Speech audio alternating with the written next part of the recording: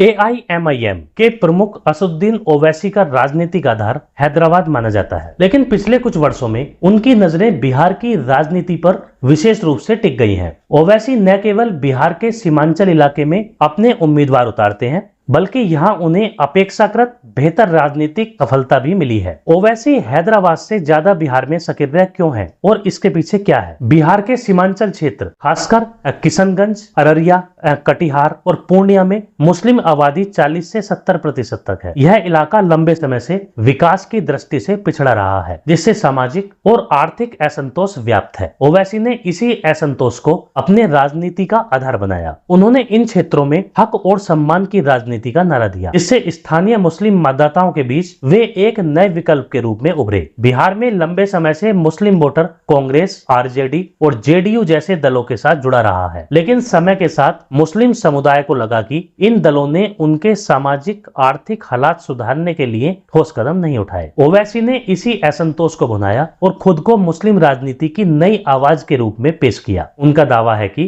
पारंपरिक दल सिर्फ वोट लेते हैं, लेकिन प्रतिनिधित्व नहीं देते। ओवैसी की पार्टी ने 2020 के बिहार विधानसभा चुनाव में सीमांचल की 20 सीटों पर उम्मीदवार उतारे और 5 सीटें जीत ली। यह ओवैसी की सबसे बड़ी चुनावी सफलता थी, क्योंकि दक्षिण भारत से बाहर उनकी पार्टी को पहली बार इतनी मजबूती मिली। हालांकि बाद में 4 विधायक आरजेडी में चले गए, लेकिन इस प्रदर्शन ने ओवैसी को यह विश्वास दिलाया कि बिहार AIMIM के विस्तार के लिए उपजाऊ जमीन है। ओवैसी खुद को भारत के मुसलमानों की राजनीतिक आवाज बताते हैं। उनके भाषणों में संविधान, धर्मनिरपेक्षता और मुसलमानों के हक की बात प्रमुखता से होती है। सीमांचल जैसे क्षेत्रों में जहां आर्थिक पिछड़ापन और पहचान की राजनीति दोनों मौजूद है, उनका यह संदेश असरदार साबित होता है। हैदराबाद में उनकी राजनीतिक पकड़ पहले से ही मजबूत है, लेकिन बिहार में उन्हें राष्ट्रीय पहचान और जनाधार बढ़ाने का अवसर दिखाई देता है। महाराष्ट्र, उत्तर प्रदेश और पश्चिम बंगाल में AIMIM ने चुनाव लड़े, लेकिन वहां उल्लेखनीय सफलता नहीं मिली, जबकि बिहार में पार्टी ने पहली बार सीटें जीतकर यह साबित किया कि यहां उनकी सामाजिक राजनीतिक पकड़ बन सकती है। सीमांचल का भौगोलिक समीकरण